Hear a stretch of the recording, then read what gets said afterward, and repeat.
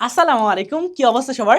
কেমন আছো তোমরা? তোমরা যারা এবার নার্সিং ভর্তি পরীক্ষায় সেকেন্ড টাইমার অথবা থার্ড টাইমার হিসেবে অংশগ্রহণ করবা, তাদের জন্য আজকের এই গাইডলাইন ভিডিও। তোমরা ফার্স্ট টাইমে যে ভুলগুলো করেছিলা সেই সম্পর্কে কিন্তু তোমরা ওয়াকিবহল, এবং এক্ষেত্রে এটাই তোমার সবচেয়ে বড় হাতিয়ার যে ফার্স্ট টাইমে প্রিপারেশন নেওয়ার সময় আমার আসলে কোন জায়গায় ঘাটতি ছিল।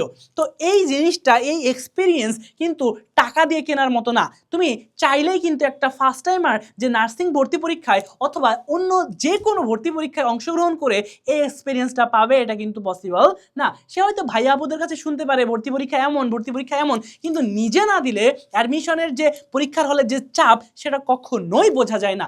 তো এই যখন তুমি পরীক্ষার হলে যাও, একটা এক্সট্রা প্রেশার তোমার মাথায় কাজ করে, সেই প্রেশারের মধ্যে 100টা এমসিকিউ 60 মিনিটের মধ্যে দাগানো, এই জিনিসটা অতটা ইজি না ভাই। সব কোশ্চেন পড়া জিনিসও কিন্তু আমরা ভুলে যাই, কারণ প্রেশারটা আমাদের মাথায় বেড়ে যায়, আমরা অনেক টেনশানে পড়ে যাই। সো এক্ষেত্রে তোমার যেটা কাজ হবে সেটা হচ্ছে কোন কোন টপিকগুলো বা কোন কোন বিষয়ে তোমার ঘাটতি ছিল সেই জিনিসগুলো আসলে খুঁজে বের করা তোমার সেকেন্ড অথবা থার্ড টাইম নার্সিং প্রিপারেশনের ক্ষেত্রে। তারপরে সে অনুযায়ী যে ভুলগুলো হয়েছে সেগুলো শোধরানোর জন্য, বা সেগুলো যেন ভুল ইন ফিউচারে বা আবার নার্সিং ভর্তি পরীক্ষায় না হয় সেটার জন্য কাজ করা। তারপরে তোমার যেটা কাজ হবে সেটা হচ্ছে কোন সাবজেক্টগুলোতে তুমি আসলে দুর্বল, সেই সাবজেক্টগুলো খুঁজে বের করা। অনেকে আছো যে ইংলিশ পারো না, অনেকে আছো যারা জেনারেল সায়েন্স এই সাবজেক্টটা কম পারো। এখন কথা হচ্ছে কেন? কারণ জেনারেল সাবজেক্ট এই সাবজেক্টটা হচ্ছে ডিপ্লোমা যারা করতেছো, ডিপ্লোমা যারা পরীক্ষা দিবা তাদের জন্য। এখন কথা হচ্ছে এই ডিপ্লোমা যারা আছো তারা কিন্তু তোমার এসএসসিতে যখন ছিলা তখন কিন্তু এসএসসির যে বায়োলজি ছিল, এসএসসির যে ফিজিক্স ছিল, এসএসসির যে কেমিস্ট্রি ছিল, এগুলো কিন্তু ঠিকমতো পড়ো নাই। আবার এইচএসসিতে যখন উঠছো তখনও কিন্তু তুমি জেনারেল সায়েন্সের বাদে অন্য কোনো সায়েন্সের সাবজেক্ট কিন্তু ছিল না। সো তোমরা এই সাবজেক্ট থেকে অনেক দিন ডিট্যাচড, ঠিক আছে? সো এই সাবজেক্টে তোমাদের আবার পড়াশোনা শুরু করা দরকার। এই জন্য অনেকে এই জিনিসটা ভয় পাও। ভয় পাওয়ার কিচ্ছু নাই, আমি তোমাকে নিশ্চয়তা দিচ্ছি আমাদের যেই তোমার ক্লাসগুলো আছে সেগুলো এতটাই গোছানো। বায়োলজির উপর একটা ক্লাস নিয়েছিলাম, তুমি নিজেই মিলায় নিও তোমার এই বছর ভর্তি পরীক্ষায় কতগুলো কোশ্চিন জাস্ট একটা ক্লাস থেকে আসছে।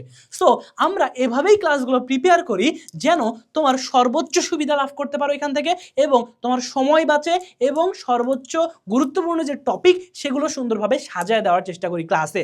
আমাদের ক্লাসগুলো নিয়মিত করো, তাহলে অনেক ভালো কিছু করতে পারবা ইনশাআল্লাহ। এবং আমাদের ক্লাসগুলো করে এবছরে অনেক শিক্ষার্থী কিন্তু বিভিন্ন সরকারি নার্সিং কলেজে চান্স পেয়েছে। তো তারপরে দেখি কোন টপিকগুলো একেবারেই পড়া হয়নি, এই জিনিসটা কিন্তু তোমাকে আইডেন্টিফাই করতে হবে যে তুমি নার্সিং ভর্তি পরীক্ষা দিতে যাচ্ছ, নার্সিং ভর্তি পরীক্ষার জন্য যে এই টপিকগুলো ইম্পর্টেন্ট তার মধ্যে কোনটা একেবারেই পড়া হয়নি।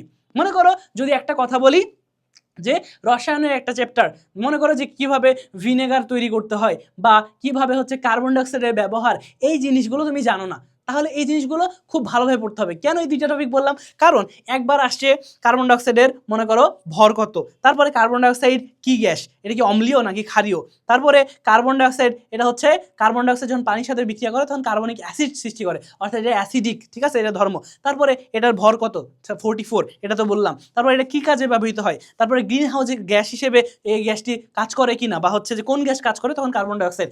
এই যে অপশনগুলো বা এই যে তোমার টপিক, এক কোশ্চিন থেকে একটা টপিক থেকে ঘুরে ঘুরে বারবার কোশ্চিন দিচ্ছে, এই জন্য এই জিনিসগুলো গুরুত্বপূর্ণ। তো তোমাকে টপিক সিলেকশন শিখতে হবে, এবং এটা শিখবা কীভাবে? আমার যে কিউবি কোর্স আছে, কোশ্চিন ব্যাংক অ্যানালাইসিস কোর্স, এখানে কিন্তু আমরা সুন্দরভাবে এই টপিকগুলো সলভ করাইছি এবং দেখাইছি যে এই টপিকগুলো গুরুত্বপূর্ণ। এক্ষেত্রে পরবর্তী সেশনে বা তোমার নার্সিং ভর্তি পরীক্ষার সময়ও কিন্তু এখান থেকে কোশ্চিন আসার সমূহ সম্ভাবনা আছে। এই জন্যই তো একজন তোমার অভিজ্ঞ মেন্টর খুবই প্রয়োজন।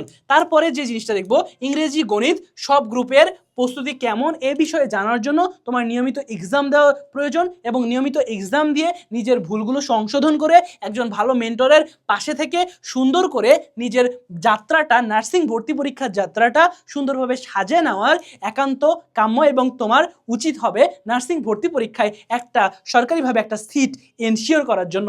সো তোমাদের সবার জন্য অনেক বেশি শুভকামনা। দেখা হবে নেক্সট কোনো ভিডিওতে। সে পর্যন্ত সবাই ভালো থাকো, সুস্থ থাকো, আমার জন্য দোয়া করো। আসসালামু আলাইকুম, টাটা।